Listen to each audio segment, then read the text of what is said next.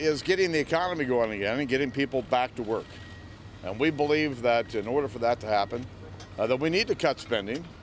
We need to stop unnecessary regulation that's hampering small businesses' ability to hire people.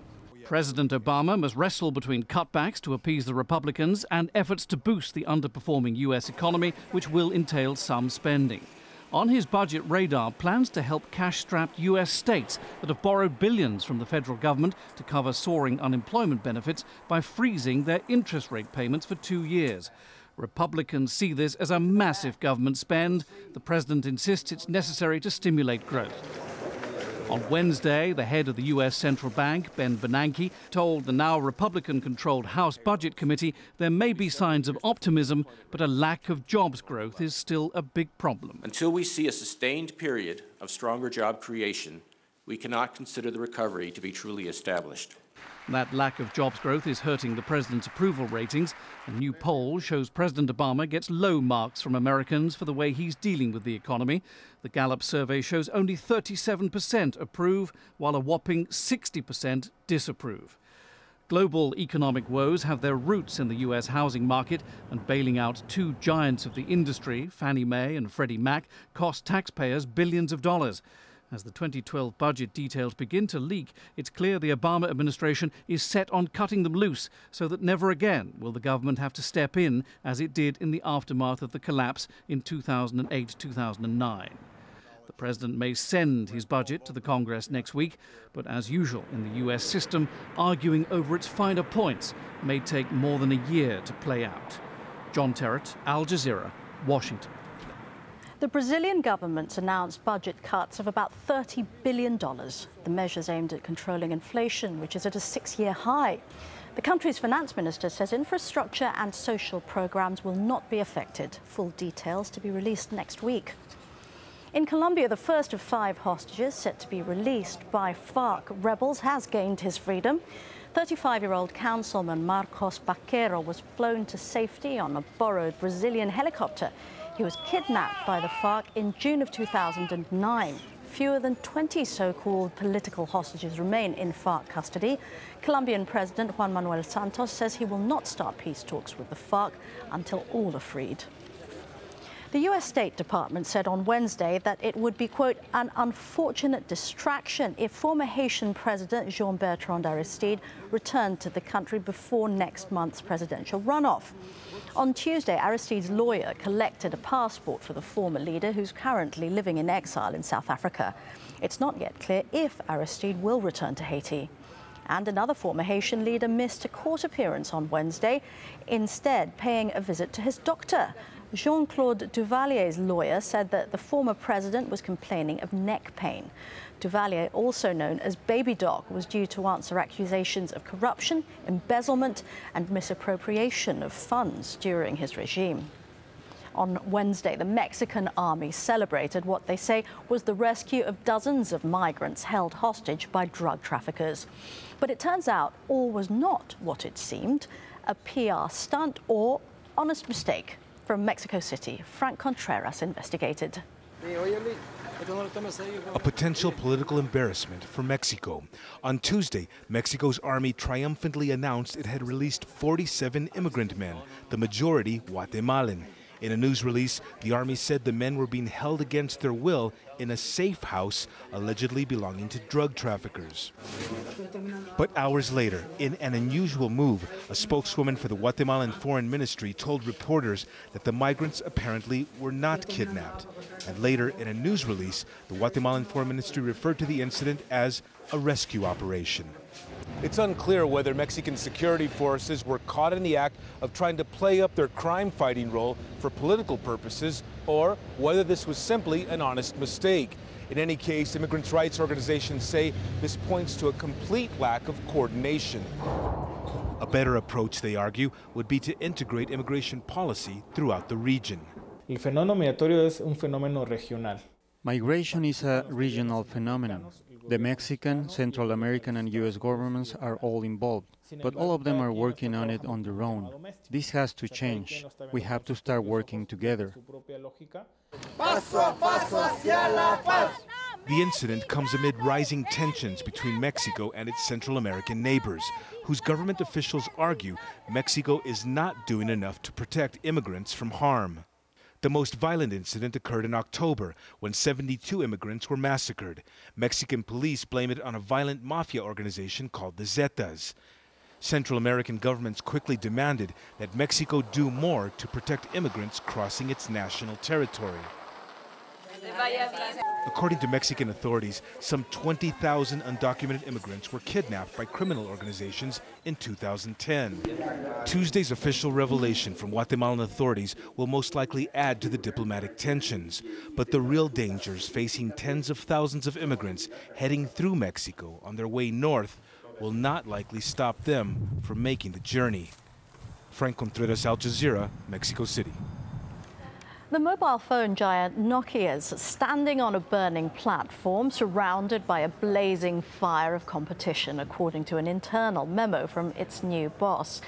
Stephen Elop's message hits out at his company for lacking competitiveness and accountability, as well as what he calls a general series of misses. The Finnish company has been struggling to cope in the recent mobile phone market. It once had a 40% share. It's now slid to 31% in the last 2 years. Nokia's refused to comment on the leak.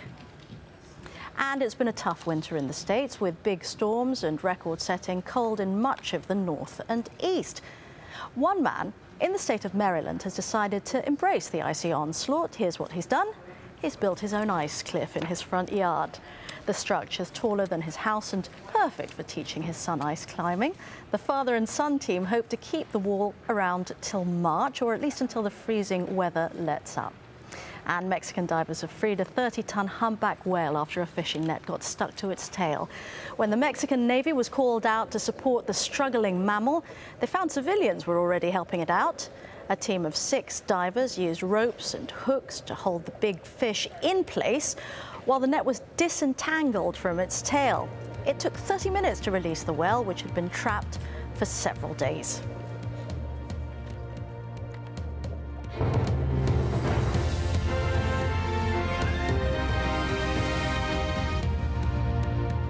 A summary of the headlines on Al Jazeera now. Mass protests are continuing in Egypt for a 17th day.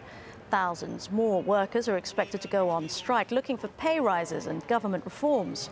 Negotiations for a transition of power are still underway, but with no notable progress. As well as Liberation Square, hundreds of pro-democracy demonstrators are camped outside Parliament.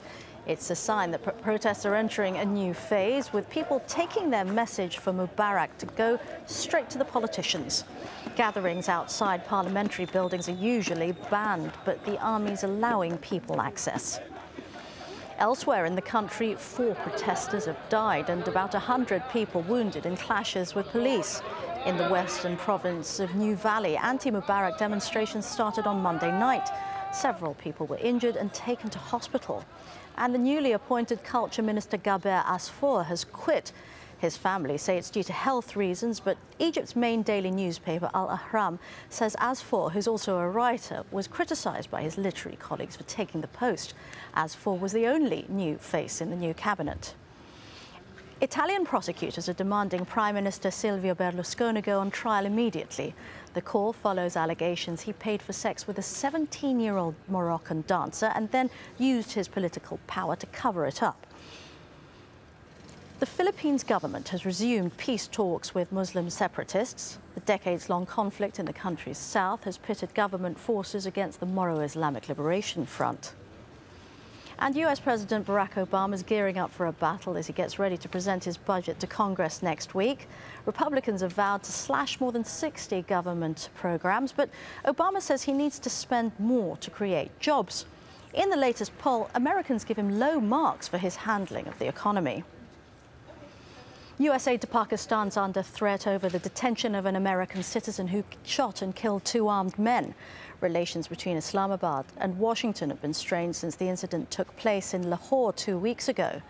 And talks between the North and South Korean military have broken down. Neither side could agree on the agenda for future discussions. Tension's been high on the peninsula since the North shelled a South Korean island in November, killing 4 people.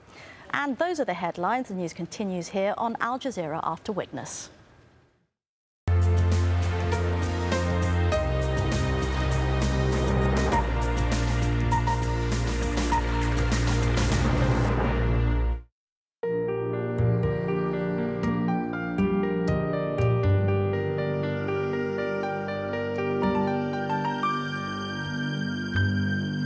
Hello and welcome to Witness. I'm Rida Fakhri. 31-year-old Shukri left her 4 children in Somalia, walked across North Africa and risked a hazardous raft trip across the Mediterranean to seek a better life in Europe, one of thousands of such migrants who attempt the journey each year. But though she's been accepted as a refugee by Italy, her future still looks bleak. Home is an abandoned medical clinic in Turin. Conditions are grim. There is no heating, 1 water tap for every 80 people, and the migrants rely on local charities for food. Rosella Schilacci's intimate film follows Shukri through an uncertain beginning as she starts to build her new life in Europe with courage and humor. It's a glimpse into the realities of life in Europe for thousands of migrants and the future they seek. Shukri, a new life.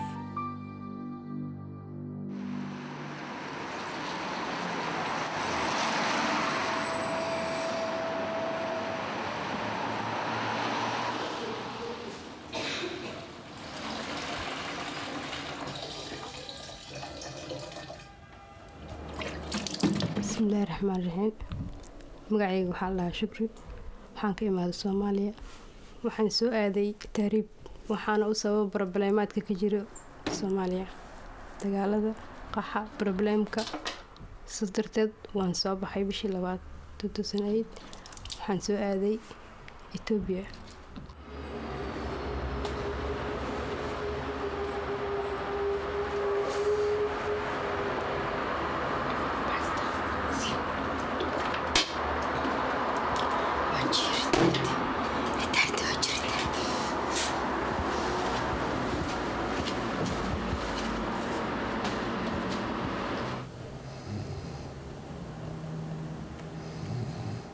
dadka Italy joogo yani markaan Soomaali joogna waxay nala tahay qofka Italy joogo asoo America joogo kale ama adduunka meesha ugu fiican inuu joogo kale yani heblo way shaqaysataa heblo cidii ay biishaa heblo gurigeeda